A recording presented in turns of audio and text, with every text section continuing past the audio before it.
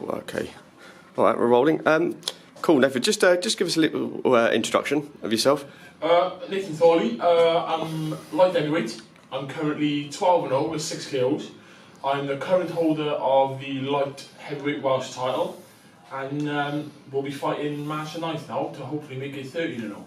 Is that on the MTK show, the March the 9th, or is that? No, March the 1st or the 2nd is the MTK show. Oh, yes, good. March the 9th is Chris Haniger up in Merthyr Centre. Oh, right, okay. Any idea of your opponent? I do, but unfortunately I can't say anything at the moment because it's a big fight. Oh, okay. And it can't be announced till next week now till everything goes through. Cool. Just to say, if you wanted to say it on camera, we can release this next. It's up to you. It's completely. Oh yeah. Oh, and what I could do is I won't release the interview until it gets officially announced. Yeah. Oh yeah, perfect then. Yeah. You want to just give us an idea of who you're fighting? Yeah, I'm fighting Paddy McDonough for the Celtic title. Irish fella. He's 11 wins, 2 losses. He beat Steve Collins Jr. for the National Irish title. So it's basically Wales versus Ireland's #1. Yeah, but in fact, Wales #1. His brother recently fought Eubank Jr., didn't he? In the Super Series. Yes. Yeah, that's a good test. So you're really starting to starting to climb his ranks now and getting the tougher opponents, and it's a fight I'm looking forward to, and it's a fight that me and Gary were over the moon to take. Is that going to be televised as well? Yes, it'll be on S4C. Oh, good. So you're starting to kind of get the exposure as well that you got.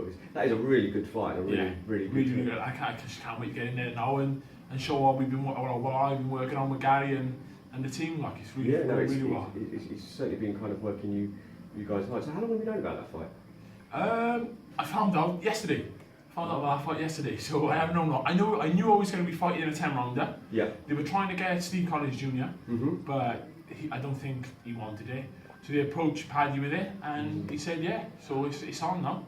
It's good to kind of have that kind of name as well. I mean, he's a decent enough name, and it's going to be not an easy walkover fight, is it? No. You know, he comes to win. Yeah. You know, it's not when I can think, where am I going next? I've got to get through this fight now unscathed. He's a southpaw. He's a nice, neat boxer. You know, he's a clever fighter. So it's going to be a good fight for me and a good test to see where I am in my career. How do you see yourself beating him? What do you need to do to? Just work really hard and just win. I think I personally think that I can beat him, if not stop him. Yeah. You know, he's a good fighter. Don't get me wrong. I don't think he's a bit of a puncher. He's never stopped anybody. But I believe that I carry a bit of power, and if I catch him at the right time and at the right round, he could go like. Yeah, no, absolutely. Just going back a little bit, let's find out a little bit about yourself. How long have you been boxing for? What age? I started when I was 10, so I've been boxing nearly 26 years now. My great uncle, Gilbert Gadd, was a trainer, and then he passed away sadly, and I went with a guy. I started my amateur career with a two-weight British champion, Pat Thomas, from St Kitts. I won 9 Welsh titles, 2 British titles, a Commonwealth Games bronze medal in Glasgow. I've been all around the world with boxing, winning medals in the numerous tournaments. So I've done it since I was a kid, really, and I've loved it ever since. What was it like travelling around the world? It's one hell of an experience. You're boxing in Russia, that was crazy. Oh, yeah. It's like minus 12 degrees, and we walk into the arena, which is like a mile away, mile and a half away, and it's freezing cold. Yeah. Like it's a hell of an experience. Was there much difference in actually fighting in these different countries? As I'm talking about, not just weather-wise, but just the whole experience. Oh, big time, yeah. And it's such a different class compared to what we're used to, Wales, Britain, and stuff. When you go into these foreign countries like Russia, I've been to Canada, Finland, it's a total different class of opposition out there. What was your toughest fight in the amateur? In Finland, an Italian guy. I think he was ranked 22nd in the world. I think he'd won an Olympic medal. 2-3 Olympics ago after I fought him. Or before I fought him, sorry. And if I'm honest, he just wiped the floor with me. I couldn't land a glove on him. He was just a sheer class. What was his name? honestly, I can't remember. It's in my medical card at home. I'd have to check it to It'd be find interesting out. to see like what he's doing. Yeah, and where he is now, like, but he was a quality operator. What did you box anyone in the amateurs that's now pro and doing well for themselves? As mad as it sounds, I boxed Alex Hughes in there. Really? When we were about Same, mate. when we were about 16, Really? 15, 16, You yeah. come out better than that. And he beat me. Oh. That's why you don't smile at him. No, we sparred a lot of sparring. The sparring is really, really good. Yeah. For me, he's probably one of the best super middleweights in the country, in UK. Like he's top class. He had a bit time out, didn't he? Yeah. And what have you. And it's good to kind of see him back after. Yeah, you know, I think he had an eye injury, a hand injury, but now he's back on full health. And to be honest, I couldn't really ask for better sparring because he's sharp, he's powerful, he moves well. Yeah. So it's really good sparring. You want to get one over on him as well. You just want to drop him. Like. So when you obviously when you finished your amateur career, what made you turn pro? Well, I lost to a guy from Mauritius. I took a bit of an hammering. Mauritian? Well, I took a bit of an hammering from him, to be honest. Kennedy St Pierre, his name was, and I was in my head. I went off on one for like a month, and it's like, what am I going to do? What am I going to do? And I thought, bugger it, just turn pro now and give that a go. And I thought, you're too good at it to give it up. I don't want to go back to the amateurs now because the GB team, they weren't really interested in me, even though they didn't send an English guy to the Commonwealth Games. They just weren't interested. So I just thought I'd just turn pro. And how did you and Gary kind of come together? Tell us a little bit about that. Well, I didn't start my pro career with Gary. I've only been with Gary about 5-6 months. I was with a guy called Chris Davis up in Pontyclean in First Choice Fitness. You know, things were going well, but I like Chris. I think he's a great guy, great trainer and stuff. But I felt things went a little bit stale. I wanted to change, and Dennis, who you see in the gym, he's always in the gym. We're very close. He's like my family really. And he said around me, well, Gary will train you. Come down with Gary. And ever since I've been with Gary, now I'm really happy. I feel like I'm improving. I'm going. So you said about Chris. Yeah, and then you moved to Gary. So how many fights have you had with Gary, you say? I've only had one with Gary. Yeah. And it was the second round stoppage. It was against a punch bag. They could have pulled him. I think they pulled him out of a pub. Like, yeah. John, we give you 800 quid. Do you want to fight? And he said, yeah. But this next opponent now is a good tough opponent, and we'll be able to show what we've worked on now the last couple of months. Because I feel like I've improved. My speed's improved. My power's improved. Everything's just got, for me, 10 times better. So what's Gary taught you, or you learnt from Gary that you know you needed to change in your style or your? I'm not so tall in my style. I'm not leaving my chin up in the air as much anymore. My defence is a lot tighter. It's a lot more watertight. The way I'm throwing my punches is a lot more effective and a lot more powerful. So I think come March 9th now we'll be able to show this and put on a good performance. You boxed Adam Jones as well. Yeah. And Tough. Is he like the toughest journeyman? I know. I don't think he's ever been stopped, has he? I think he's had 39 losses and hasn't been stopped. Yeah. I don't think he's ever been dropped. Yeah. Never been rocked. Yeah. That man is one tough man. I take my hat off to him. I done an 8-round fight with him. Yeah. And at one stage I thought, right, I'm going to plant my feet and I'm going to put them on you.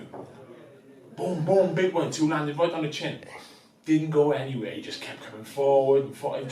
He was hard work, he was. Who's the toughest fight to date since you turned pro? I'd say Adam Jones. It's my toughest fight to date. Yeah. You know, I boxed the Welsh title against Jermaine Nazar. It was a good fight, don't get me wrong. He had a pretty good record, but he was known for being quite chinny.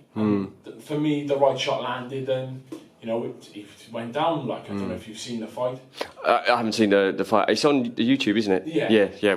Funny enough, we tried to watch it in the cab over here, but unfortunately the internet was on. Yeah, he knocked him out in the second round. It was meant to be a 10-round fight. We all thought it was going to go quite a while. Well, I thought it was going to go at least 6, 7, 8 rounds before he stopped him. Before I landed that punch, but it only went 2. But I suppose you don't plan for an early stoppage, do you? You plan in theory for the longer. You always plan for the 10, 12 rounds while you're fighting. Like, you never plan for, I'm going to blow him up in a round. Yeah. You always plan for the full distance. Yeah. What do you make of the British heavyweight scene at the moment? For me, I think it's one of the best divisions in Britain. It's getting quite tasty, especially with like you got the Frank Warren kind of stable with Anthony Yard, and then you got Boazzi, haven't you? Jose Burton, and everyone's just avoiding each other. Yeah, that's the sad. Everyone, like I've called out Joe Sheriff, Charlie Schofield. All these boys are in like the top 15. Yeah. You know, I think Charlie Schofield's 15-0. But they don't want to know. Everybody wants their British title shot. Do you think as well, especially the last couple of years, the fighters like are unbeaten and are coming up with their, like say, prospect status? Yeah.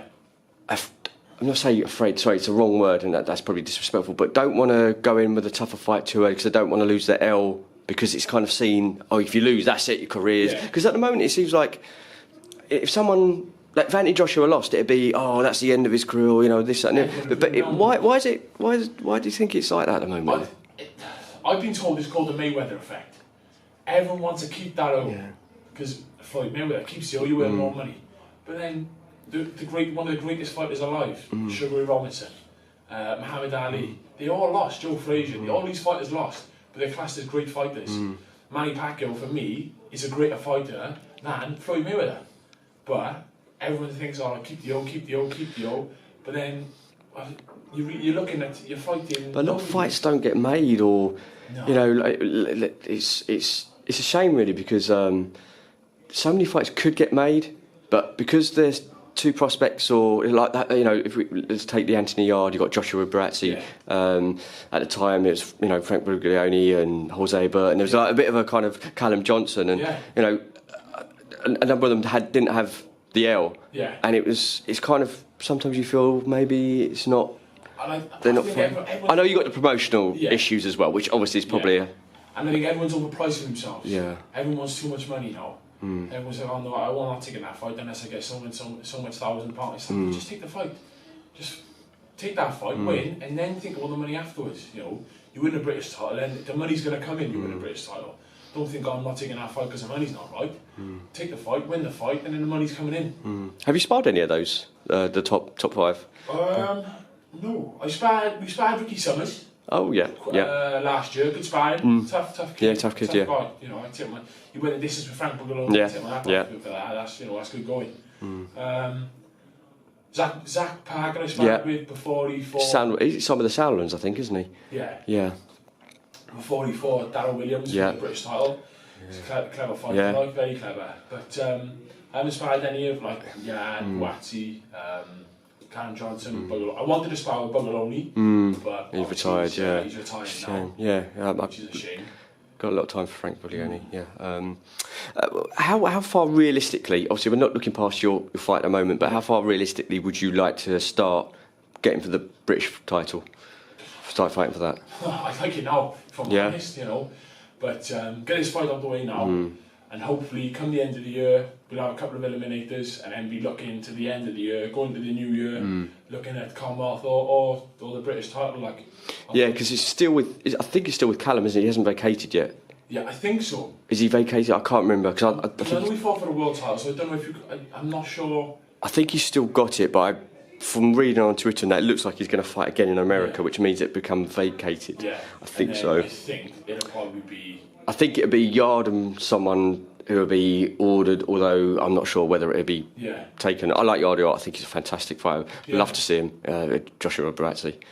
That would be an absolute. What would you think? What do you think of that one? For me, I think Yard's a little bit too small for Boazzi height-wise. I think Boazzi would outbox him because Boazzi's a clever fighter, but then Yard carries a lot of power and he's accurate with his speed and stuff. So it'd be a very interesting fight. Yard gets a lot of criticism, doesn't he, for not fighting tougher opponents, but I think you got to look at the other side. He hasn't had an extensive amateur career, and you know he's only had. He's still trying to. It's not his fault. He's kind of knocking everyone out, is it really? And getting I know what you mean, but then. But at the same point is, I suppose, from a fan point of view, you do want to kind of see him in the. You want to see him in an all-British contest and get him in with one of the top 10s in Britain. Because I think he's only fought one British fighter, Chris Hobbs. For the English light heavyweight title. You know when. You should be fighting a couple more. Again, I think it's. It's not. Yeah, I think it's more the whole promotional kind of differences of BT and Sky and stuff. But all right, well, listen, taking up a little bit of your time, but do you want to shout out like your social media and your sponsors? And Like I say, big thank you to Danny Munn, Peter Walker of Vale Scaffolding, New Vision Contractors, Greg Sprudd and Dan Evans, and Ozzy the Fury, who comes down to the gym often, of New Body Supplements. And if you want to follow me on Twitter, my name is @NathanThorley1, and I think it's the same for Instagram, and Facebook is just Nathan Thorley. Yeah, and what about tickets for your next fight? Can they hook you up tickets via the social media? Yeah, tickets for the next fight should be in with the next week or two. Yeah. And I'll be advertising them on Facebook, Twitter, and also Instagram. So if you want tickets, just let me know. Cool. Well, thanks again for talking to Grassroots Boxing, and yeah, we'll catch up with you soon. Cheers.